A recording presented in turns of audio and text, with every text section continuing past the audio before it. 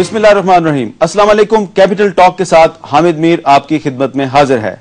Supreme court bar association ने ईद के बाद एक दफा फिर माजूल जजेस की बहाली के लिए नई तहरीक चलाने का ऐलान कर दिया है। ईद के बाद सुप्रीम कोर्ट बार एसोसिएशन की तहरीक का क्या मुस्तकबिल है, माजूल जजेस बहाल हो पाएंगे या नहीं। एक और भी सवाल बहुत अहम है कि अभी तक 3 नवंबर 2007 के गैर आईनी इकदाम को पाकिस्तान की नई पार्लियामेंट ने आईनी तहफ़्फ़ुज़ नहीं दिया। जब तक पाकिस्तान की नई पार्लियामेंट 3 नवंबर 2007 के गैर आईनी इकदाम को आईनी तहफ़्फ़ुज़ नहीं देती, वैलिडेट नहीं करती, तो जो इस वक्त मौजूदा जुडिशरी है इसका क्या मुस्तकबिल है, इसका क्या स्टेटस है। इन तमाम अहम मामलात पर आज हम गुफ्तगू करेंगे। हमने दावत दी है दो पुराने दोस्तों को जो आज एक ऐसी सूरत हाल में है कि दोनों एक दूसरे के बहुत सख्त सियासी और आईनी मुखालिफ भी समझे जाते हैं, लेकिन दोनों दोस्त भी हैं। इन दोनों को हमने आज दावत दिया गुफ्तगू के लिए। जनाब अली अहमद कुर्द साहब, सुप्रीम कोर्ट बार एसोसिएशन के सदर, उनके साथ है जनाब जस्टिस मलिक कयूम साहब जो साबिक अटॉर्नी जनरल हैं और सुप्रीम कोर्ट बार एसोसिएशन के साबिक सदर भी हैं। अली अहमद कुर्द साहब, पहला सवाल मेरा आपसे यह है कि ईद के बाद आपने तहरीक चलाने का ऐलान कर रखा है, ये जो पाक भारत कशीदगी है, कहीं इसकी वजह से आपकी तहरीक मुलतवी तो नहीं हो जाएगी?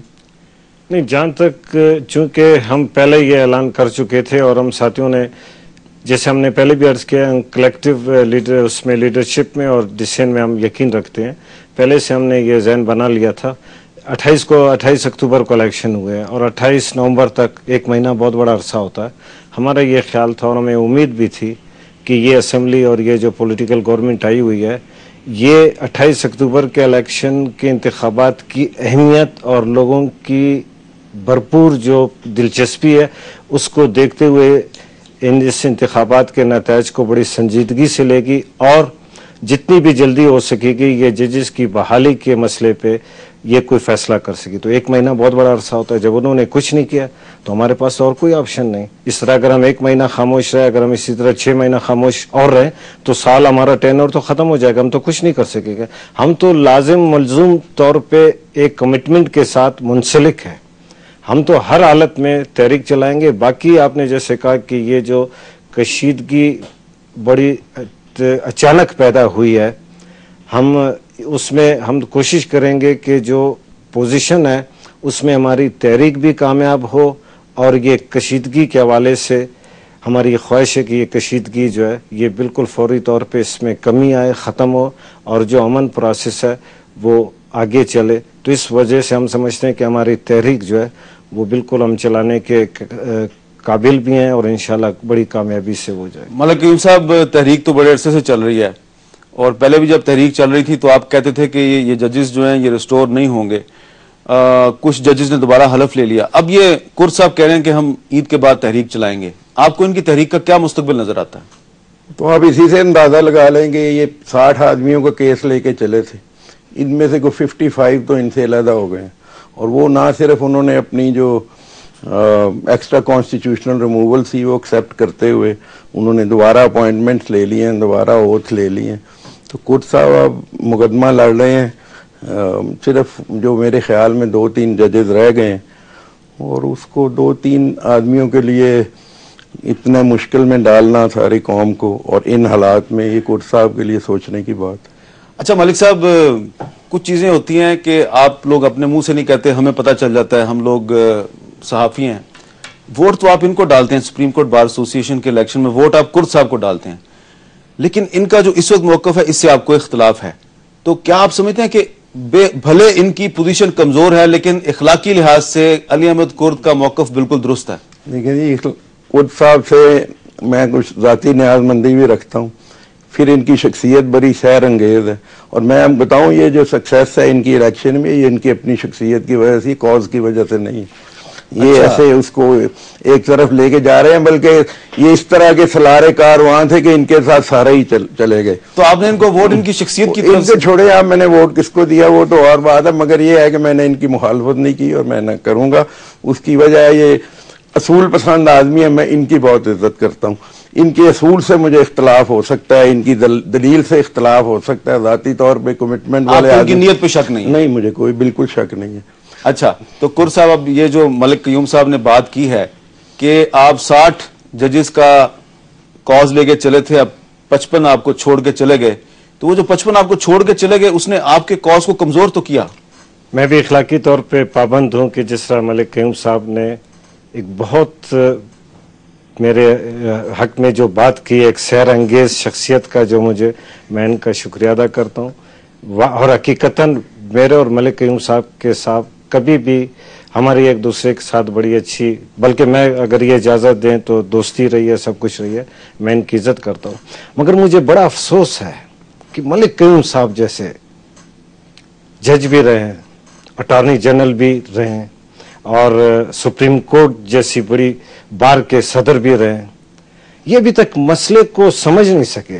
ہم نے ہمیشہ کہا ہے ہم نے منڈی نہیں لگائی ہوئی ہے، ہم کوئی کاروبار نہیں کر رہے ہیں کہ 60 ججز کے ساتھ ہم باہر آئے تھے تو بقول ملک صاحب کے کہ 55 چلے گئے تو ہم یہ سمجھے کہ ہم فائدے کے اس میں رہے. نہیں، بات یہ ہے کہ اس تحریک نے اور آپ نے، ہم نے، سول سوسائٹی نے، اس ملک کے سیاسی کارکنوں نے لوگوں کو خواب دیے ہیں، لوگوں کو آرزویں دی ہیں، ایک آزاد اور ایک طاقتور عدلیہ کا تصور دیا ہے.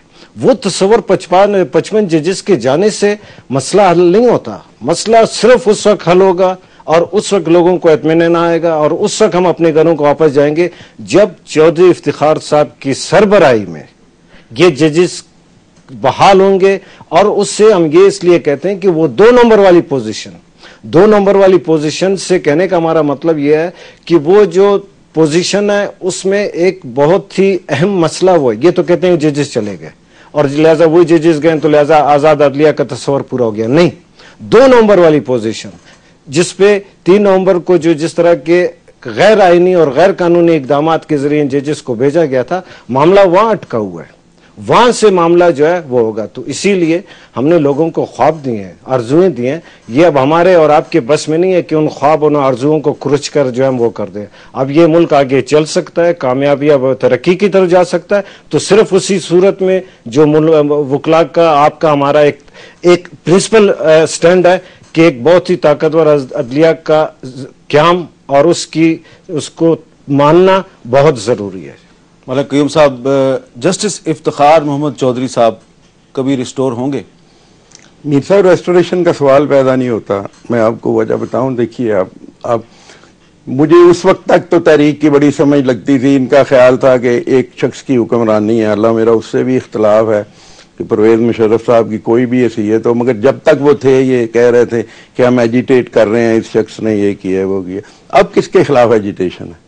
اپنی الیکٹڈ پارلیمنٹ کے خلاف، اپنی الیکٹڈ گورنمنٹ کے خلاف، اپنے الیکٹڈ ریپریزنٹیٹیو کے خلاف. میر صاحب، ڈیموکریسی میں آپ بلیو کرتے ہیں، کانسٹیٹیوشن میں آپ کرتے ہیں، میں آپ کی بھی بڑی قدر کرتا ہوں، آپ مجاہد آدمی ہیں. مگر جو بات یہ ہے کرنے والی کہ آئین میں یہ لکھا ہے کہ اور قانون میں یہ ہے اور کہ جی ہر فیصلہ جو ہے پارلیمنٹ الٹیمیٹ اس کی سوورن ہے. وہ یہ مسئلے پارلیمنٹ نے حل کرنے ہیں نا، سڑکوں پہ تو نہیں ہوں گے. یہ اگر پارلیمنٹ چاہتی ہے کہ کسی کی ریسٹوریشن، میں پہلے دن سے کہہ رہا ہوں 2/3 میجورٹی سے وہ کہہ دے جسٹس افتخار بھی ریسٹور ہوں گے اور 2 نومبر کے اور 3 نومبر کے سارے اقدام بھی ختم ہوں گے، اور پارلیمنٹ کو یہ بھی اختیار ہے کہ اس کے نتائج ہیں وہ بھی سارے ختم کر دے. مگر یہ پارلیمنٹ نے کرنا ہے اور کوئی نہیں کر سکتا. ایک چیف جسٹس ہے، ایک ہی پوسٹ ہے. اگر اس میں پرابلم یہ نہیں تھی، وہ ججز جو تھے انہوں نے کہا جی ہمیں چلے ریسٹور نہ ہو، نہیں ہوتے چھوڑیے، یہ تو لفظوں کا بات ہے، ریسٹور ہوئے کہ ری انسٹیٹ ہوئے، ہم کام کرنے کو تیار ہیں، چلیے وہ ایک ہو گیا. اب چیف جسٹس میں مشکل یہ ہے کہ ایک ہی چیف جسٹس کی پوسٹ ہے، وہ اب آکوپائڈ ہے. اور آپ یہ دیکھیں گے وہ چیف جسٹس جو ہیں ان کی پوزیشن ہر بندہ ایکسیپٹ کرتا ہے. کور صاحب کو میں نے نہیں دیکھا، حامد خان کو، اور جو ہیں اعتزاز حسن، وہ کورٹ میں ان کی نہیں پیش ہوتے، بلکہ میرا خیال ہے آج کل کہیں بھی. مگر باقی سب ان کے ساتھی ادھر صبح سے ادھر بیٹھے ہوتے ہیں، ادھر وہ ان کو ایکسیپٹ کر رہے ہیں، ساری دنیا ایکسیپٹ کر رہی ہے، ان کے احکام پہ عمل درآمد ہو رہا ہے.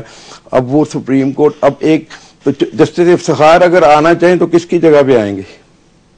اچھا، یہ آپ نے جو ایک سوال اٹھایا ہے کہ جسٹس افتخار اگر آنا چاہیں تو کس کی جگہ پہ آئیں گے، یہاں پہ ایک سوال ہے کہ جسٹس افتخار صاحب جو ہیں انہوں نے 3 نومبر کے بعد انہوں نے 7 مہینے کی تنخواہ بھی لی ہے اور ان کو گورنمنٹ آف پاکستان نے تنخواہ دی ہے. اس کا مطلب ہے گورنمنٹ آف پاکستان جو آج کی حکومت ہے وہ بھی تو انہیں چیف جسٹس. سر میں آپ کو بتاؤں